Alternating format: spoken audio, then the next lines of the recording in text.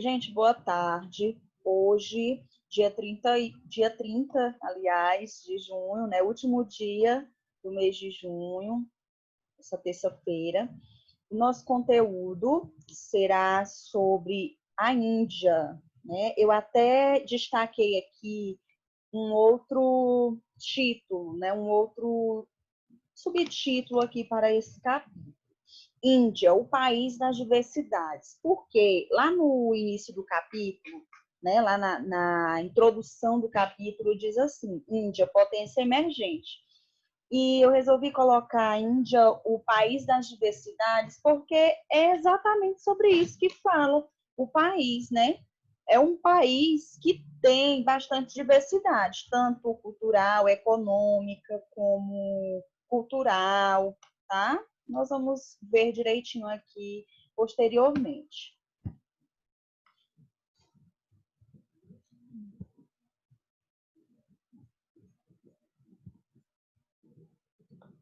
Os aspectos físicos, pessoal, da Índia.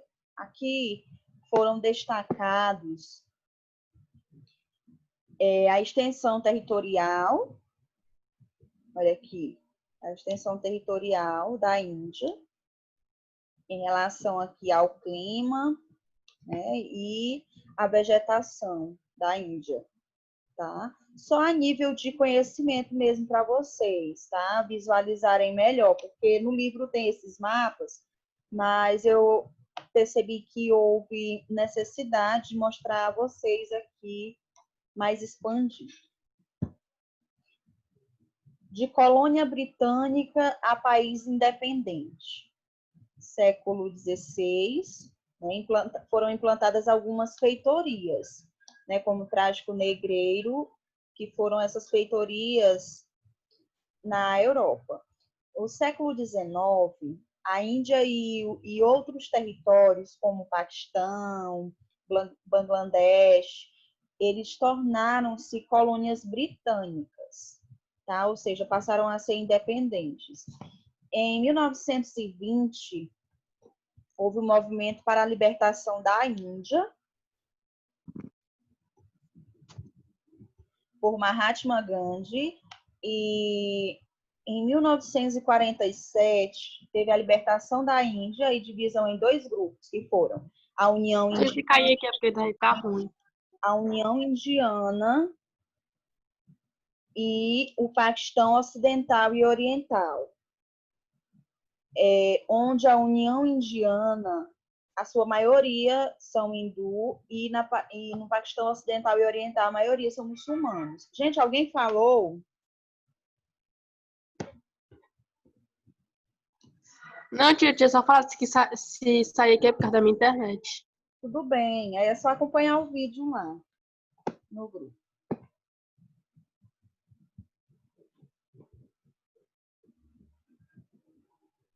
População indiana, gente, foi distribuída aqui, o que corresponde a 17% da população mundial.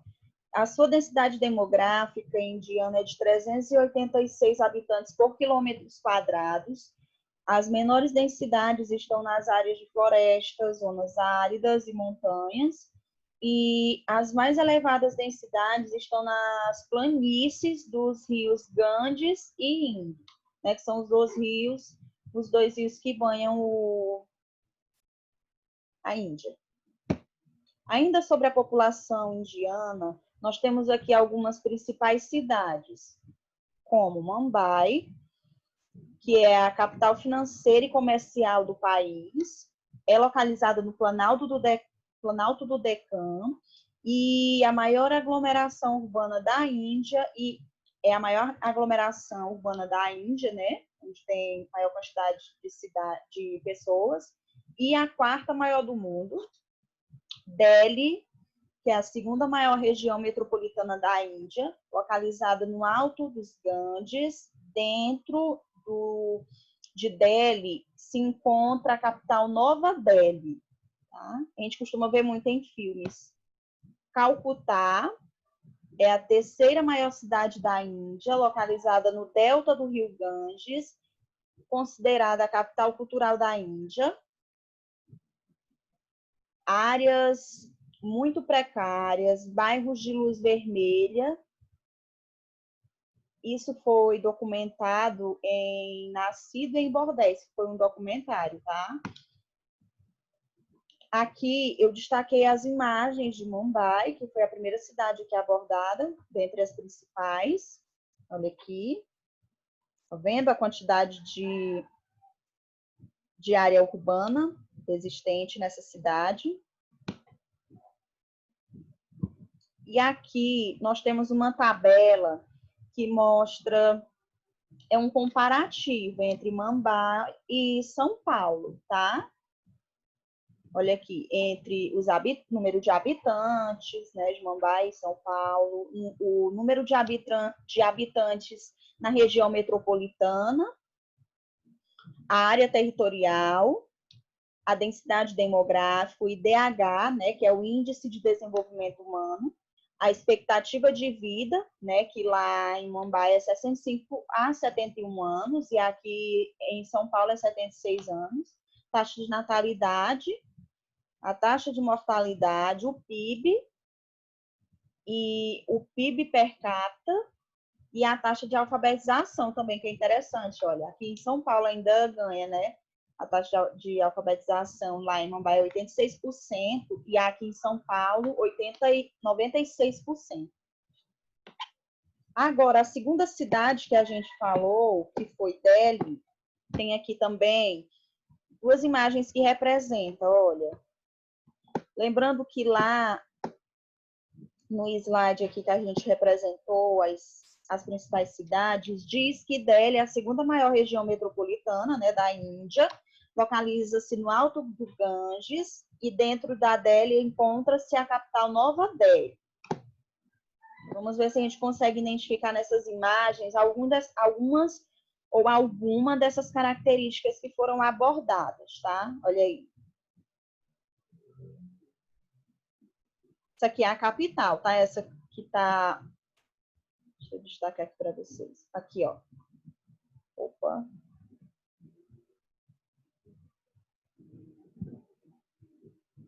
Essa aqui que tem os... que é a primeira imagem, né? Do lado direito aqui. É a capital, tá? Onde tem mais iluminação. E a outra é a cidade mesmo, de Delhi. Na tabela, comparando com São Paulo, né? Nós temos aqui o número de habitantes também, a área territorial, a densidade demográfica, IDH também. Olha só, todos os itens que foram abordados na primeira cidade, tá? Olha aqui, na cidade de Mumbai. E aqui na cidade de Delhi, também comparando com a de São Paulo, essa aqui ainda diminuiu mais aqui a porcentagem em relação à taxa de alfabetização, pessoal. Só é 61% lá em Delhi, tá? Enquanto em São Paulo, 96%. A terceira cidade, que é Calcutá, olha aí, o que que nós temos, o que que diz lá quanto às características de Calcutá, né?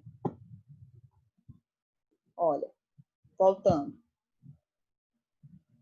Terceira maior cidade da Índia, localizada no delta do Rio Ganges, considerada a capital cultural da Índia, tem muitas áreas precárias. Vamos entender aqui essa questão das áreas culturais.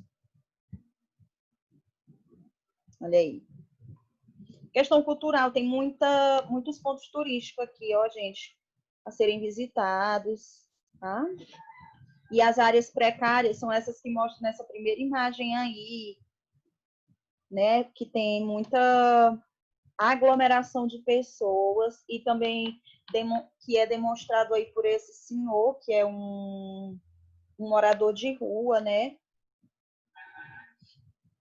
Para mostrar que eles fazem umas ações voluntárias para atender esse tipo de pessoas, tá? Na questão da higiene mesmo, viu, gente?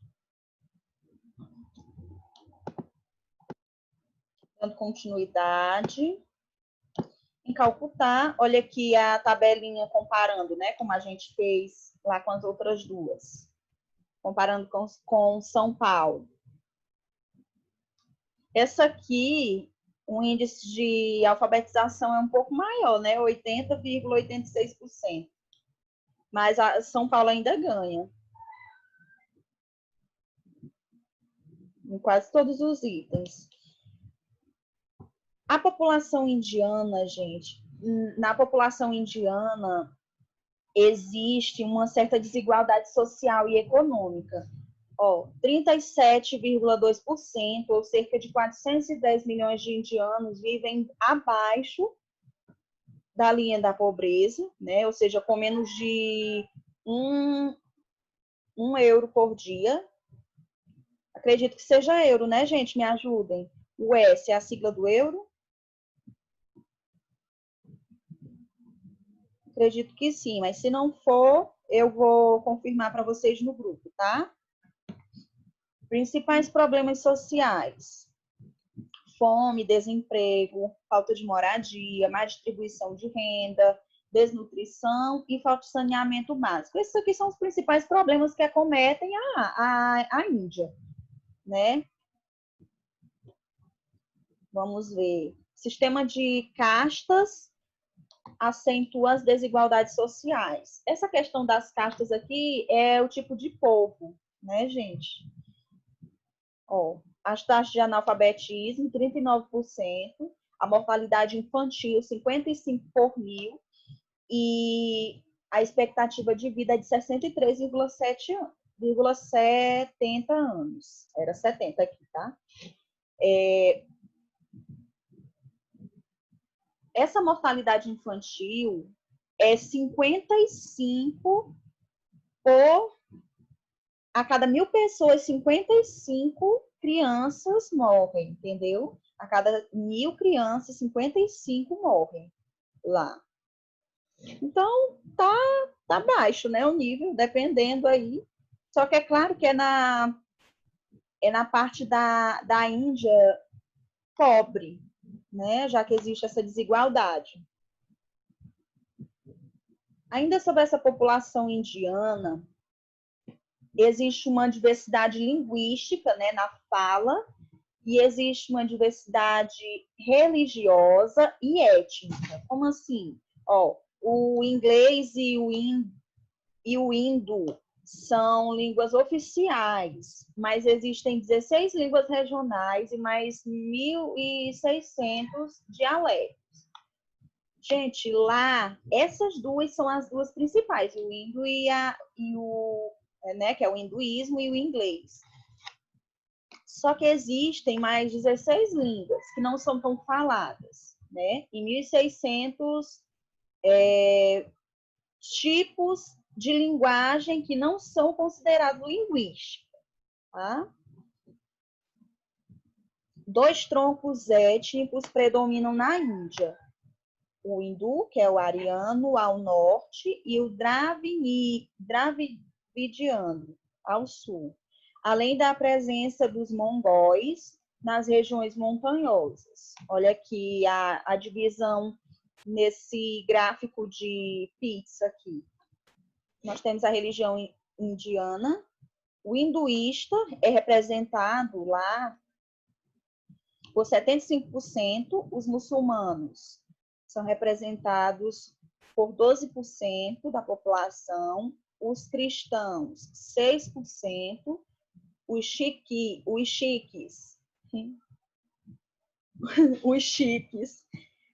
2,20%, e os budistas, 0%. 0,70%, aliás.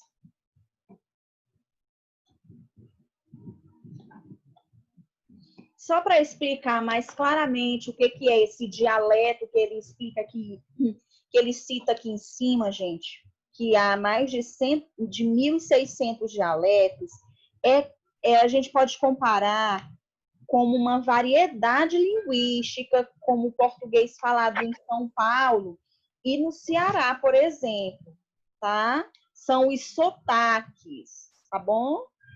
Esses dialetos. A gente pode exemplificar como os sotaques.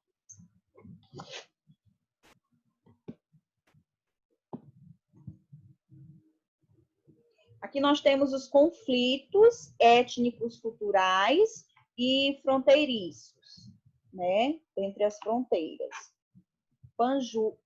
Panjá, olha aqui, região localizada no noroeste da Índia, indianos e sikhs. Esses sikhs, gente, reivindicam a separação entre indianos e os indianos se recusam a perder essa rica região agrícola, né, onde eles plantam. Em 1984, a primeira-ministra Indira Gandhi ordena a expulsão dos sikhs, o que resulta em seu assassinato e na morte de mais de 1.700 sikhs, tá? E em Caxemira, os hinduístas e muçulmanos predominam, né? Eles encontram entre Índia e Paquistão, e em 2001, o Paquistão propôs um plebiscito, né, na Caxemira, que foi rejeitado pela Índia, né? Não foi aceito, e essa região tornou-se de muita tensão por conta disso. Paquistão e Índia utilizam tecnologias nucleares, tá? É a questão de bombas nucleares. A gente vê muito no Paquistão, né? Passando nos telejornais. A economia indiana, gente, que também é diversa aqui. A agricultura responde por 25% do PIB indiano e abriga 60% do PEA. Possui o maior rebanho do mundo, 218 milhões de cabeças, e é responsável por 15% da produção mundial de leite. Mais da metade do território é ocupado por terras férteis, né, terras boas para se plantar, que dividem-se em minifúndios, que são aqueles de agricultura familiar, que a família planta para o seu próprio sustento, os latifúndios, que são os monocultores de exportação, como chá, algodão, café, cana-de-açúcar, que tem o domínio estrangeiro, ou seja, tem que exportar, né, para o estrangeiro. Ainda sobre a economia indiana, nós temos aqui a industrialização, que é tardia, né, na Índia, porque o domínio britânico, até 1947, impediu o desenvolvimento industrial indiano e a indústria. Em 1991, houve medidas neoliberais que permitiram investimentos estrangeiros e a entrada de multinacionais. Atualmente, gente, a indústria indiana encontra-se entre 10 maiores parques industriais do mundo. É uma informação importante para vocês anotarem. E são destacados os setores de informática, né, de software, energia nuclear, satélites artificiais, farmacêutica, naval, automobilística e indústrias de base, como siderúrgicas e metalúrgicas, petrolíferas, tá? Apresenta excelente qualificação nos ramos de tecnologia avançada. Um terço dos trabalhadores da Microsoft e outra parte dos empregados da NASA são indianos, né? Justamente por conta de dominarem esses setores aqui de informática, energias nucleares, satélites artificiais, essa parte tecnológica, tá?